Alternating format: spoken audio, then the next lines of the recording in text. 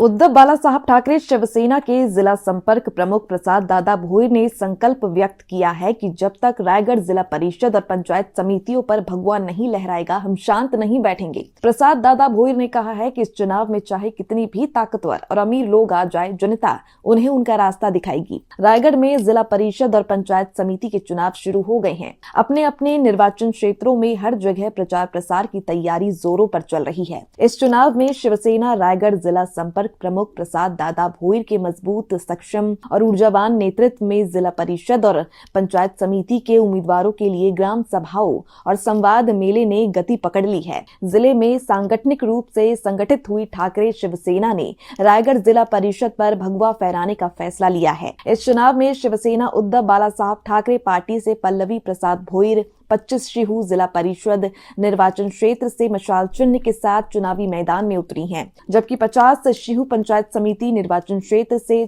संजय धाया भोईर, 39 डोलवी पंचायत समिति निर्वाचन क्षेत्र से प्रीति प्रशांत पाटिल चुनावी मैदान में अपनी किस्मत आजमा रही हैं। इन उम्मीदवारों के प्रचार के लिए झोतीर पाड़ा में शिहू डिवीजन चुनाव कार्यकर्ता मार्गदर्शन और संवाद बैठक आयोजित की गई थी। इस दौरान पूरा इलाका कार्यकर्ताओं के जोरदार नारों से गूंज उठा।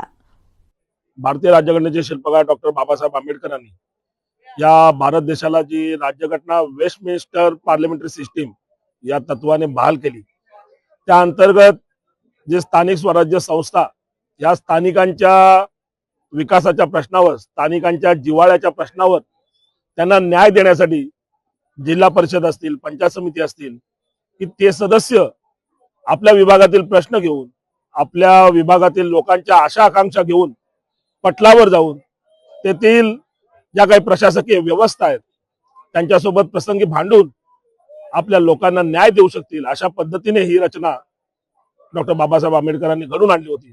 आणि त्या अंतर्गतच आज जिल्हा परिषद आणि पंचायत समितींच्या निवडणुका जाहीर झालेल्या आहेत।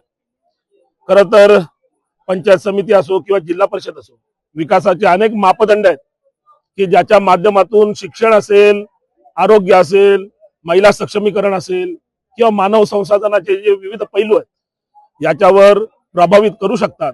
आणि त्यासाठी असेच सदस्य त्या पटलावर जाणं आवश्यक असतं। आज आमचे दोनही उमेदवार या ठिकाणी शिवसेना उद्धव बाळासाहेब ठाकरेच्या वतीने रणांगणात उतरलेले आहेत।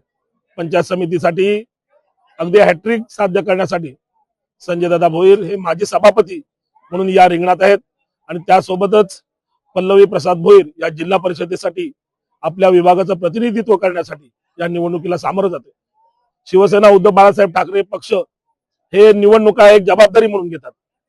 आपल्या लोकांची फक्त आपण त्यांचं प्रतिनिधित्व करण्यासाठी म्हणून नव्हे, तर त्यांच्या अडीअडचणी, त्यांच्या समस्या सोडवण्यासाठी म्हणून या पटलावर जाण्यासाठी म्हणून आपल्या निवडणुका लढायच्या, हे तत्व आम्हाला स्वर्गीय बाळासाहेब ठाकरे यांनी आणि त्यासोबतच पक्षप्रमुख उद्धव बाळासाहेब ठाकरे यांनी घालून दिलेला आहे।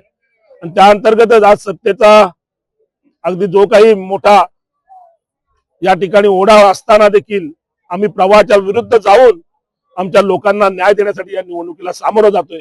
मला पूर्णतः विश्वास आहे आमच्या जनतेचा, आमच्या सर्व कार्यकर्त्यांचा आमच्या कामावर अत्यंत विश्वास असल्यामुळे आम्हाला भरघोस मताने आमच्या दोन्ही उमेदवारांना जनता निवडून देणार आहे। आणि या पेण पंचायत समिती असो किंवा रायगड जिल्हा परिषद असो, त्या ठिकाणी शिवसेनेचा भगवा फडकल्याशिवाय आणि फडकविल्याशिवाय आम्ही स्वस्थ बसणार नाही।